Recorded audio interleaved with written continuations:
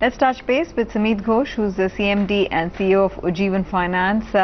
Joins us to discuss more about their business, succession planning, as well as the aggressive growth targets that have been laid for the future.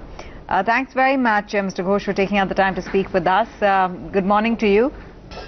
Now, media reports indicate that succession plan for Ujjivan has already started, as you are to retire sometime in November 2019, which is, a year from now. Could you confirm the same? Yeah, right. Our board has already started the process of succession planning, and we are well on the way. We've shortlisted a number of candidates. We have excellent, candidates, both internal and external. And we hope that by December we should be able to apply to the Reserve Bank with 3 names, which is the requirement. And so just my follow-up on that, because typically when succession planning is happening, it's a toss-up between whether, an internal candidate is more suited for the role versus an external candidate. Where is the tilt lying as of now? Who would you prefer to take over from you? Well, we have both internal and external candidates, and basically there are 3 criteria where we look at. One is whoever is coming to Ujjivan, to lead Ujjivan, must be aligned to the purpose of Ujjivan, because Ujjivan is a small finance bank with a specific objective which the Reserve Bank has set in terms of financial inclusion.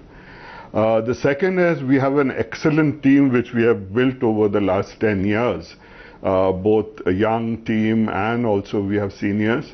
So whoever comes should be able to hold the team together.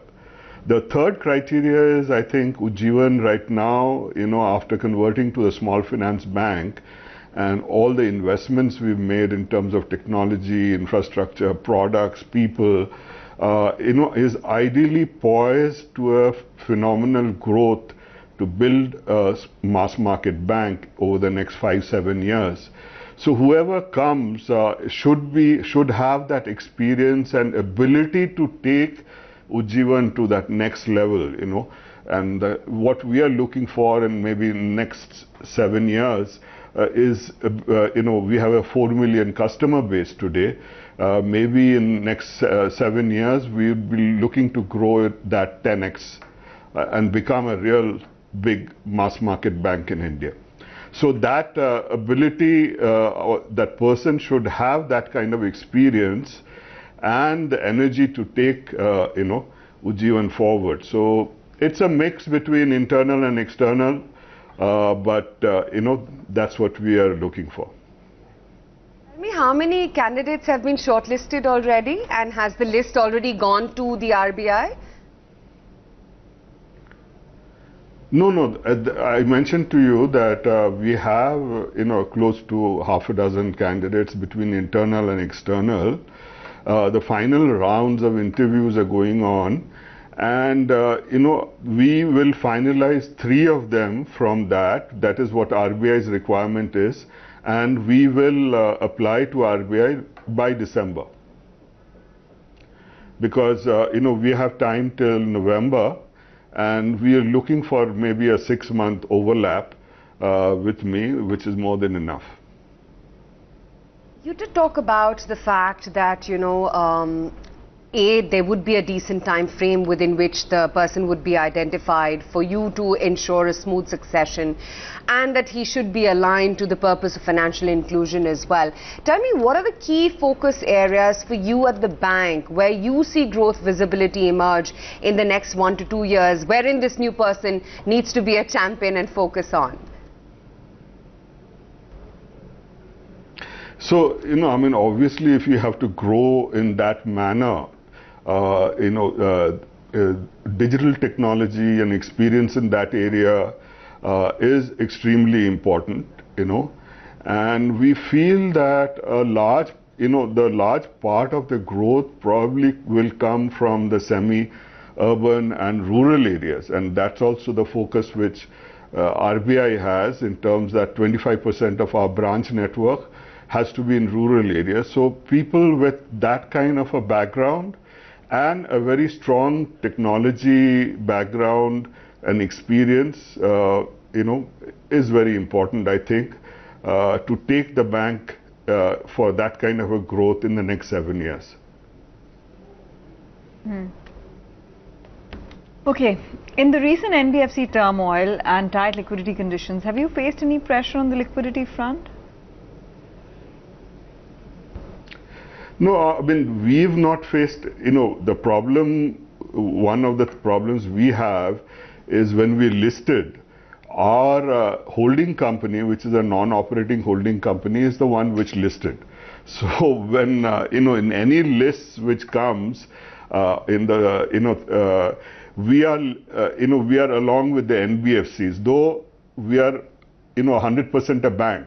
So a lot of sort of, we've actually been affected in terms of our share prices, but from a liquidity perspective, we've had no impact at all, because end of the day, we have, our portfolio is 80%, 85% microfinance,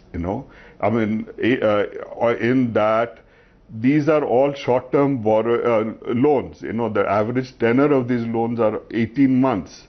And our funding is large, very matched, in fact, much more conservative than what our asset structure is. So there is actually, from a liquidity point of view, there is no issue.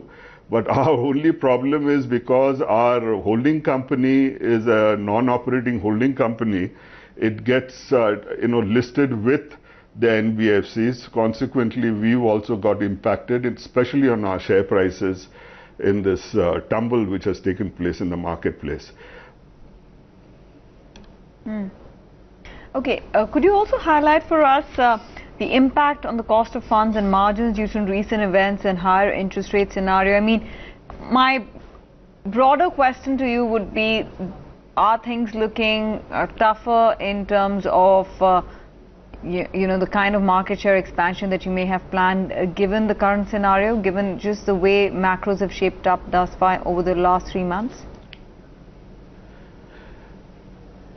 So, in fact, in the first 2 quarters of this year, we've had relatively moderate growth, in terms of our assets, and that was deliberate because we were coming out of a crisis last year.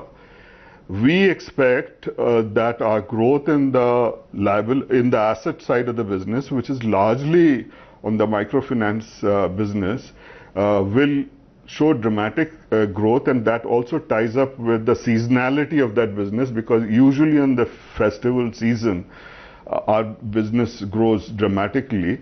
So we expect a very substantial growth in that business in the next 2 quarters, and steadily, actually, our disbursement in April, in microfinance was about 580 crores or something, which has already come close to 800 crores. And we expect by the year end, our disbursements will exceed, the total disbursements would be around 1,000 crores. So we expect a very robust growth in our business in the next 2 quarters. And in terms of funding, very frankly, we've not had any issues so far, because being a bank, we have multiple sources of funding avenues. Obviously, because we've just turned into a bank, our entire liability structure is not funded with customer deposits. It's about 30% of our funding, it comes from customer deposits right now, but about 40% comes from long-term borrowings, which either through refinance or the long-term borrowings which we have inherited from the microfinance sector. So our liability structure is very, very, very stable and very sound, and it will support the growth of the business in the next 2 quarters. However, the cost of funds, yes, it has gone up somewhere between 20 to 40 basis points. And we expect in the next 2 quarters, from whatever we've seen in the marketplace, that the market rates will go up between 25 to 50 basis points. Okay, Mr. Ghosh, glad that you could take time out and speak with us today. Good to have you on the show, and good luck with the hunt for the new CEO.